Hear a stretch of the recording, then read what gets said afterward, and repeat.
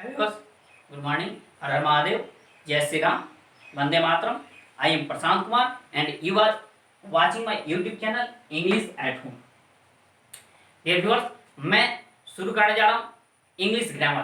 अर्थात इसमें मैं बताऊंगा बिल्कुल बिगिनिंग से, यानी ग्रामर क्या है, ग्रामर के फादर कौन है और ग्रामर के कितना पार्ट होता है। यानी इंग्लिश एट होम पर आप बिल्कुल पहली बार यूट्यूब चैनल पर शुरू से इंग्लिश देखने जा रहे हैं और मैं इस यूट्यूब चैनल पर एक से बढ़कर के एक इंग्लिश का वीडियो लेक्चर में डालूंगा जो आपका अंग्रेजी को मजबूत ही नहीं बहुत ही मजबूत बना देगा।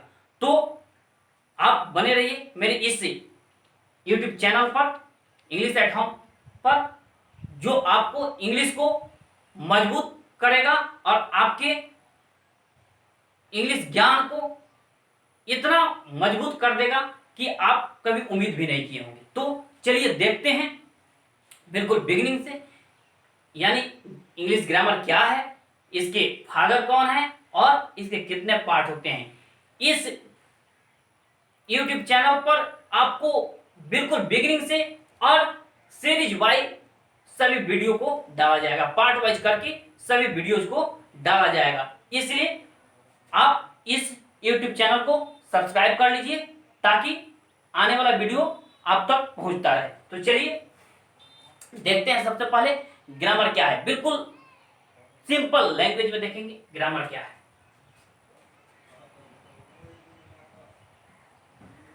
ग्रामर, इसे कुछ लोग ग्रामर कहते हैं लेकिन यह शुद्ध रूप से ग्रामर होता है। तो चलिए देखते हैं ग्रामर है क्या। Grammar is a set of rules in which we learn how to write, read and speak correctly। तो डियर व्यूअर्स, ग्रामर क्या है? तो ग्रामर जो है वह नियमों का सेट है, समूह है। Grammar is a set of rule, अर्थात ग्रामर जो नियमों का समूह है इन विच, जिसमें वी लर्न, हम लोग सीखते हैं how to write, read and speak correctly. अर्थात ग्रामर जो है नियमों का समूह है जिसमें हम लोग शुद्ध करेक्टली शुद्ध बोलना, पढ़ना और लिखना सीखते हैं। यानी इसमें ऐसे नियम आएंगे जिससे आप शुद्ध बोलना, पढ़ना और लिखना सीख सकते हैं। ठीक है, तो अब जैसे लगभग हर जो भी सब्जेक्ट्स होते हैं उसके कोई ना कोई फादर होता है। आप समझ रहे होंगे जिसने शुरुआत की उसी को फादर बोला जाता है। नहीं डियर व्यूअर्स, मैं आपको बता दूं, फादर वह होते हैं जो उस क्षेत्र में सबसे अहम भूमिका निभाते हैं, उसके विकास में जो महत्वपूर्ण भूमिका निभाते हैं। तो चलिए देखते हैं the father of English grammar. The father of English grammar, the father of English grammar, अर्थात इंग्लिश ग्रामर का फादर, इंग्लिश ग्रामर का फादर हैं लिंडले मूरे। यानी इंग्लिश ग्रामर का फादर किसे कहते हैं जी? लिंडले मूरे। यह एक अमेरिकन थे। इनके बारे में मैं एक अलग से सेपरेट, इन्हें क्यों फादर माना जाता है इसके बारे में मैं एक सेपरेट वीडियो लेक्चर में बना दूंगा और अपलोड कर दूंगा, उनको देख लीजिएगा। फिलहाल आपको सिर्फ इतना ही जानना है कि लिंडले मूरे को इंग्लिश ग्रामर का फादर कहा जाता है, अर्थात the father of English grammar कौन है? लिंडले मूरे है। अब देखते हैं ग्रामर के पार्ट। देखिए जो भी रूल्स हैं उसको आसान बनाने के लिए ग्रामर के 5 पार्ट में बांट दिया गया है। कितने पार्ट में बांट दिया गया है? 5 पार्ट में। यानी there are 5 part of English grammar. There are 5 part of English grammar. कौन कौन से है डियर व्यूअर्स, ध्यान दीजिएगा। एक में है ऑर्थोग्राफी, जिसे हिंदी में हम लोग कहते हैं वर्ण विचार। दो में आता है एटिमोलॉजी, जिसे हम हिंदी में कहते हैं शब्द विचार।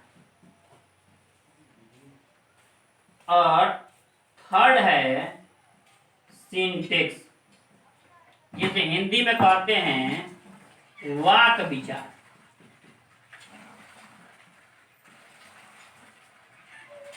चौथा है पंक्चुएशन,